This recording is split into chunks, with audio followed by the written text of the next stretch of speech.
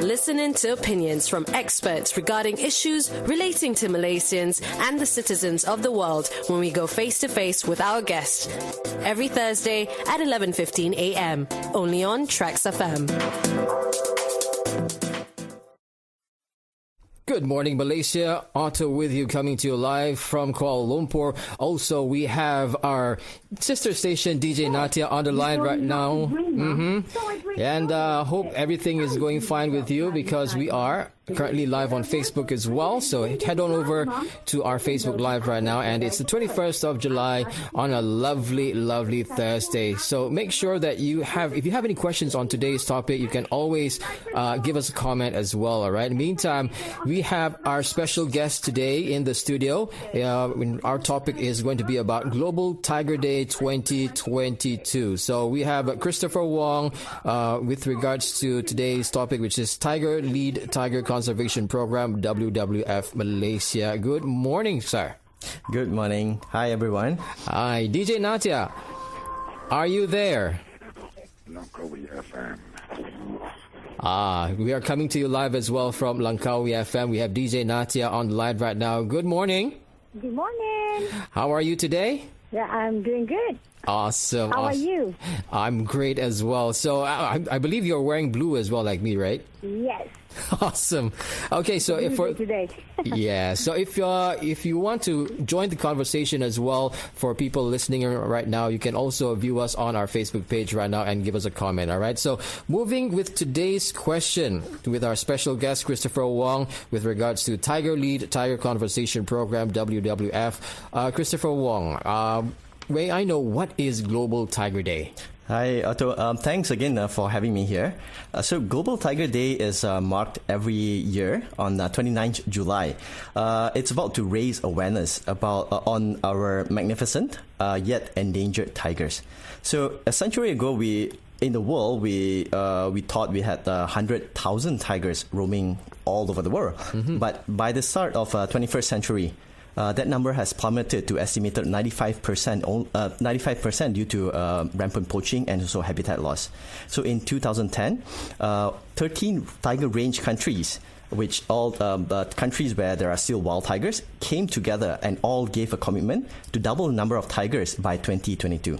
So while some tiger populations have grown ever since in countries like in India, Bhutan, Nepal, China, and Russia, these big cats are still widely threatened in Southeast Asia. So this Global Tiger Day, apart from raising awareness and a part of celebration, it is also a reminder to keep us in check to see if we are doing enough to save the tiger, or if we need to do more for the tigers. DJ Natia, do you have a question you would like to ask Christopher as well? All right. What makes the tiger important as a species? Hi, thanks, Natia. So tigers are more than just a magnificent and charismatic animal. So they are also crucial for the health of their habitat, the forest. So a healthy tiger habitat ensures that nature is in harmony and can continue to provide food resources and also clean water for us and also for the future generations. So as top predator, a tiger, we also call it an apex predator. Tiger keeps population of prey species like deers, wild boars in check. In turn, maintain the balance between herbivores and the vegetations which are consumed by the herbivores. So in saving tigers, we also save the biological rich and diverse landscape which all these wildlife are in. And then why should the Malaysian tiger and its environment be protected? So, losing the Malayan tiger to extinction one of the things that will happen is to create domino effect, and it will disrupt the delicate balance of the ecosystem. Like I mentioned earlier, they keep those herbivores in check, and hence to keep the balance of the ecosystem in check. So, now we only have fewer than 150 Malayan tigers remain in the wild in our Malayan forest, and compared to 1950s. Malaysia was thought to have 3,000 wild tigers. So poaching for illegal wildlife trade and loss of habitat are most serious threats to tigers and other wildlife. So the Malayan tigers is officially now listed as critically endangered, either under the IUCN Red List, or what it means is that critically endangered, if there is no sufficient efforts to go into saving the wild tiger, tiger stand a very high chance of being extinct. So you did mention 95% of Malayan tiger is already extinct. What's left is like less than 150 left in the wild in Malaysia. There's fewer than 150. But apart from that, Otto, there's also the cultural aspect of tigers. Ooh. So in Malaysia and in Southeast Asia country, we always refer to tigers as something of a symbol of bravery. Yes. And even on our Jata Negara, we have 2 tigers guarding it. So it is as if it is already an identity to Malaysia. And even you see in our Malayan in our football. The name of Malaysian football is called Malaya Tiger. So it will be a pity if the Malayan tiger goes extinct and we lose the identity. Yes, so try and imagine not having any tigers left in the wild right now. It will be such a sad and depressing moment for Malaysia to lose our very majestic animal. But anyway, we are currently talking to our guest for today, Christopher Wong, with regards to Global Tiger Day 2022. And also we're joined with DJ Natia from LANGKAWIfm, who's also interested in today's topic. So we're going to take a very short break, and we'll be right back with today's guest. Good morning, Malaysia. Be inspired, informed, and up to date. Tune in to TRAXX Momentum interview feature of the day at 11:15 a.m. Join us as we speak to our panel of guests on various topics. Health on TRAXX on Monday. Tuesday, Spectrum. Wednesday, What Matters? Face to face with our guest on Thursdays. And on Friday, tune in to W Talk.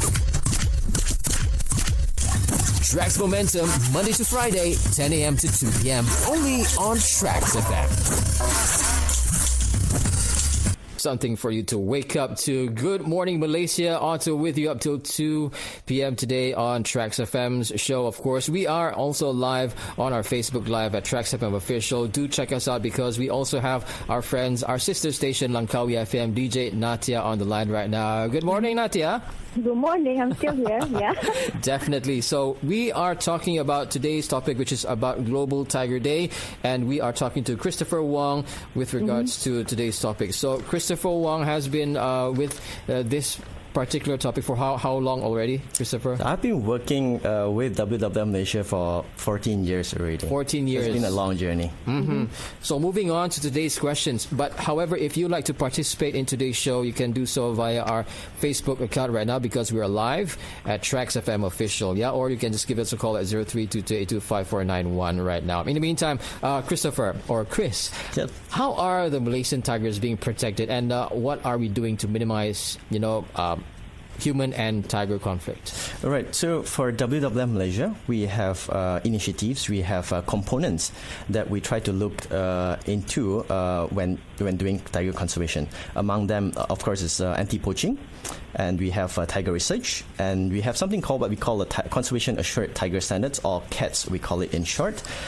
We also look into ecological linkages and also land uses. So I start off with anti-poaching patrols. So WWF Malaysia is in close partnership with Orang Aslis in the landscape of where we are working with to patrol the forest. So with their survival skills, high survival skill, and also their familiarity with the forest, to pair up with the trainings that we provided to them, such as in collecting data, in navigation, in using certain pieces of equipment, they are in the forest to patrol the forest independently.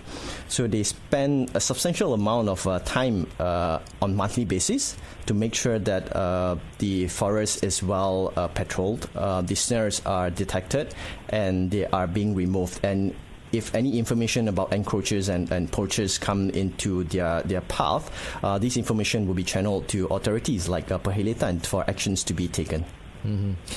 Since we have a very interesting topic, do you have other questions, Natia? Could you elaborate on the Orang Asli Rangers Anti-Poaching Unit of the WWF-Malaysia, and how did it come to be? Yeah, thanks for the question. So initially, we started off with doing tiger research as well, where we set up camera traps in the forest to monitor the tigers. So a camera trap is a piece of equipment that comprises of components like a sensor, a camera. So whenever something with heat and motion passes by the camera, it will trigger the camera to take pictures. So this is how we get many places, up to maybe sometimes hundreds of places, monitored at any given time without any of our members personally being there 24/7. So this is the advantage of a camera trap. And while doing camera trapping, we detected the increase of snares. So prior to 2018, when we have only 3 teams of patrolling rangers on the ground, where there's 15 members of them, they were patrolling, we detected a significant hike in snares. Mm-hmm. So in 2017, that was the highest point where we detected more than 100 snares in our sites. So 100 snares, when they were active, they can trap any animals in it. Because traps is those snares that they set up are not choosy. They do not discriminate. So depending on how they set up the snare, it can even trap an elephant. So with this information, we knew we needed to do something drastic. We need to step in to increase our efforts to make sure that all these threats are being removed. So this is where the community come in as a very important component. We work together with them. We built a team from 3 teams initially. Now we have a total of 15 teams. So in 2017, going 2018 and 19, we managed to reduce the snares by more than 90%. And in 2019, 20 and 21, the total distance which are covered by all these rangers in the field is more than 35,000 kilometers. We are not talking about boat patrolling. We are not talking about bikes. We are not talking about cars. These are all covered by foot, just by foot himself. So all these 35,000 kilometers, we still, unfortunately, still detected a very low number of snares. And in long term, we are envisioned that we hope that one day there will be no snares detected in the future. Okay. And then I'm just wondering, and maybe the listeners also wondering, is there any initiatives are being taken nationally? Yeah. So even in national level, there are a lot of efforts being put in place. Just like WWF, the governments are looking also into various components to make sure that tiger conservation is being looked into holistically. So one of the examples is through the Royal Malaysian Police (PDRM) in collaboration with the Department of Wildlife and National Park, or Perhelatan, launched a joint initiative, Ops Bersepadu Khazanah, or we call it in short OBK.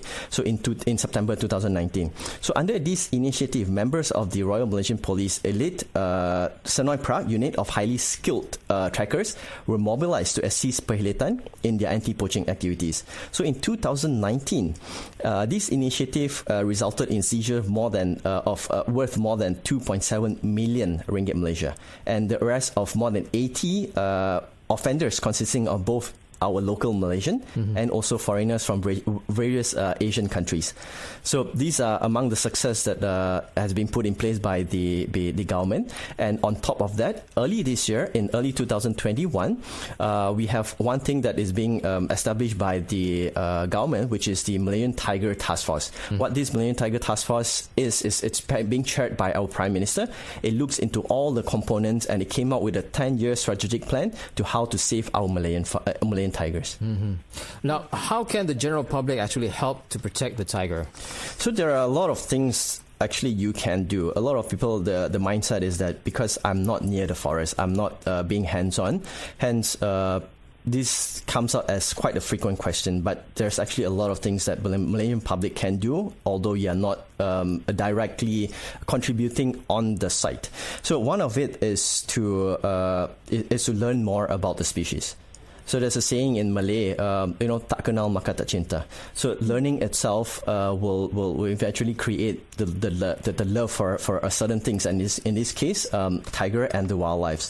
And apart from it, do not support any products that containing wildlife parts. and do not consume exotic meat. So if you come across any such activities, either on physical shops, either online, please report them to the Department of Wildlife and National Park Perhilitan at their hotline.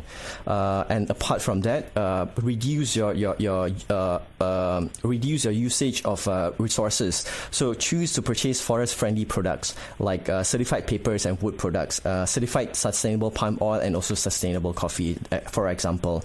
And apart from that, contribute either in monetary or your time to NGOs which are working on tiger conservation or wildlife conservation. Well, all right. So you've heard it from the man himself, Christopher Wong, who leads actually the Tiger Lead and also conservation of the program from WWF-Malaysia, talking about Global Tiger Day. Nat, I'm quite sure that, let's say, for example, I was quite interested that your program, Chris, handle about 90% of the traps here in Malaysia, and you just cover about 35,000 kilometers of land here in Malaysia, right? On foot. That's the interesting part, on foot. Yeah. Just for example, let's say I'm a hiker myself, and I were to get caught in this trap, right, which it doesn't discriminate at all. Correct. And I don't see, and I'm the kind of person who just walks, and I look up, admire the environment. Then suddenly, if I just were to walk in a trap, what would happen to me, right? Exactly. Yeah. So please remember, all right? Is there anything you'd like to add, Chris? No, actually, we are setting up in a very specific area, all in northern side of Peninsular Malaysia, in Perak. Mm-hmm. But there are a lot of other NGOs as well who are setting camera traps to monitor the tigers as well as contribute to tiger conservation. And a lot of all these are being coordinated by Perhilitan. Mm-hmm. So a trap that you meant earlier was a camera trap, right? It's not the snare trap. Oh, snare traps. So snare traps, yes. So if you find something like this, please inform the authorities immediately. Is it that hidden on the ground, or you can actually visualize, you can see it when it's there? So all these poachers are also very skilled wildlife criminals. There you go. So all these kind of snares. So animals sometimes they are very sensitive to changes that are happening in their path. So anything that is foreign to their path, sometimes it will trigger them to be more careful, more cautious about it. So what the poachers will do is once they set up the snares, the loop is on the ground. They will hide it and camouflage it very well with branches, with dead leaves, just so that the animals don't see them. Okay, all right. Thank you very much, Chris. We're going to take a short break right now. And we'll be right back. Right now, we have more music lined up in this hour. Stay tuned. For your latest information, get expert opinion on an issue affecting us as Malaysians and citizens of the world. When we go face to face with our guests on Thursdays at 11:15 a.m. Only on TRAXXfm.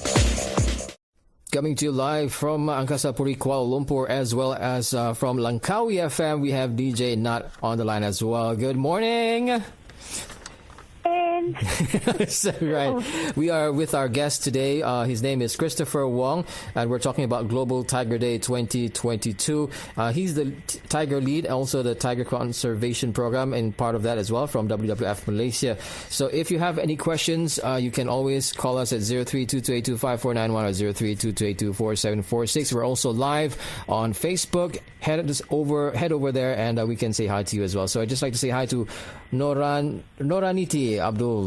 Says good morning. Good morning to you as well. So without further ado, we are talking about the Global Tiger Day. And as we heard early on from our guest, we have less than 150 Malayan tigers left in the wild, and it's still being poached because of its value.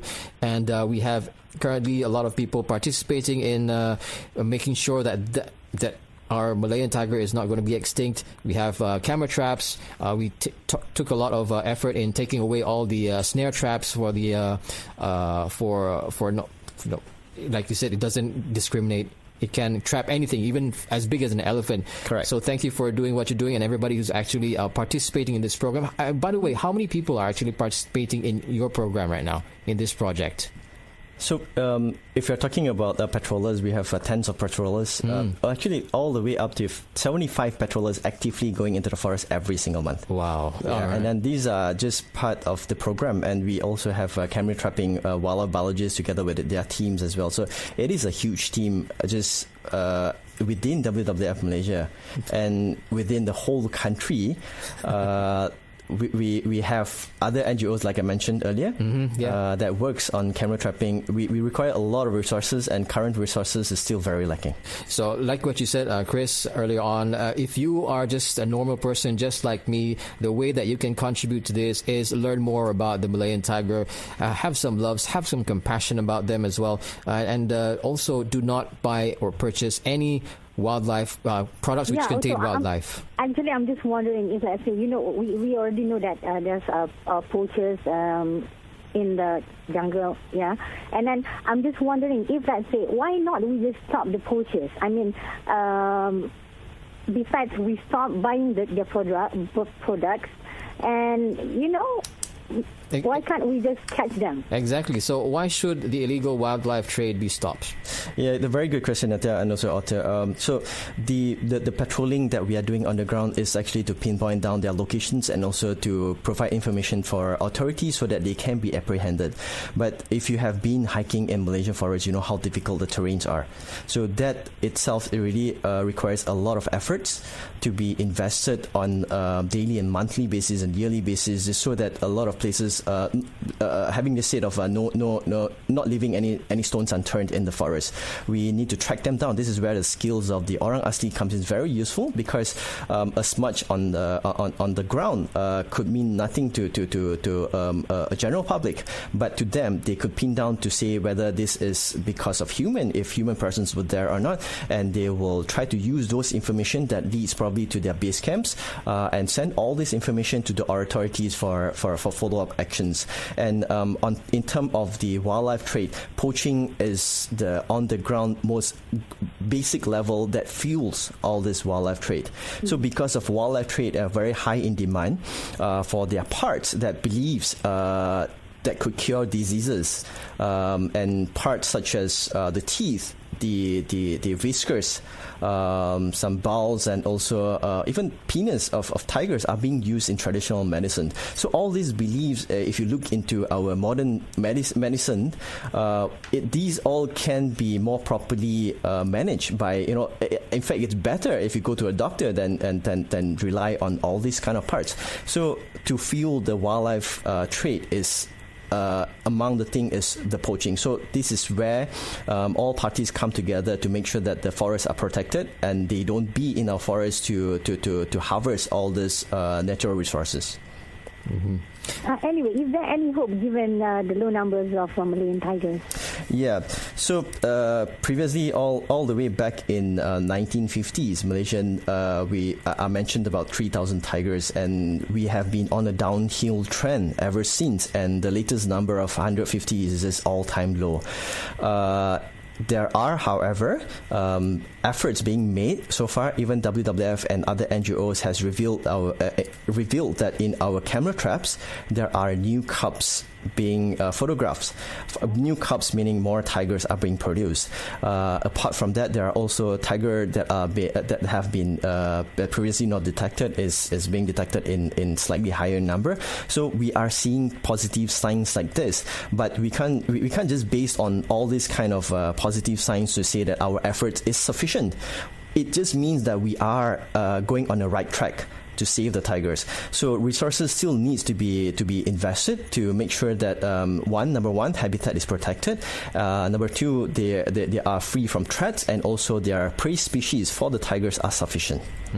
Now, what will happen on Global Tiger Day 2022, and how will it differ from previous celebrations? So Global Tiger Day this year is on the 30th and also on the 31st. As I mentioned earlier, it's celebrated annually on the 29th of July, but because 30th and 31st falls on the weekend, so we make it more of a better time to celebrate Global Tiger Day. So this year, Global Tiger Day is organized by WWF-Malaysia and also Maybank. So previously, we also celebrate Global Tiger Day for the past 2 years. In fact, we were doing it virtually in 2020 and also 2021 due to the COVID restriction. So the last physical event we had was a run a run that we organized in 2019. So this year we are having a physical eco festival held at Pavilion Bukit Jalil over 2 days, which I mentioned, 30th and also 31st July. So the first day of the event will offer interactive activities for families and children with WWF merchandises to be won. And then the main event is on the second day. So on the second day, WWF Malaysia will be screening the national premiere of the 20 minutes documentary about securing safe haven for Malayan tiger. So this documentary will talk about a tool that every park can use, an active checklist of criteria and standards that they can use to make sure that the place is being managed well for tigers. And then the event will be hosted by Azura Zainal and also Jeremy Teo. And performances, we have Blues Gang, ZRV, and Clinton Jerome. So it's going to be happening, very happening. So, and the area will be set up with a forest theme, just to simulate the forest, Malaysian forest. And then the materials used to set up all these kind of things are, are from our FSC standards. So the kids, we think that the kids and even the adults will enjoy this whole thing. And there will also be face painting, sitting for your portrait, and shopping for eco-friendly wares. So admission is free. Awesome. That's among the thing that a lot of people are waiting to ask, right? And then, in fact, the first 1,000 to register will get a free Grab ride voucher to Pavilion Bukit Jalil for 31st July, worth up to 10 ringgit Malaysia. So please register yourself at www.roar4life2022.info. That's ROAR as in ROAR. Yes, ROAR that's for right. life. One word, yeah, for life. That means we can go. Yeah, we can go.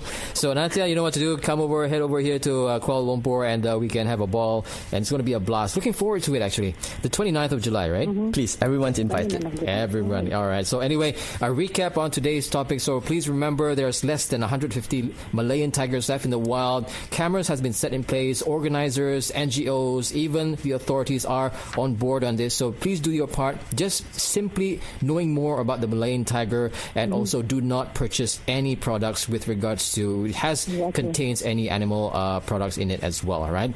So Natia, do you have anything else you want to add? Oh.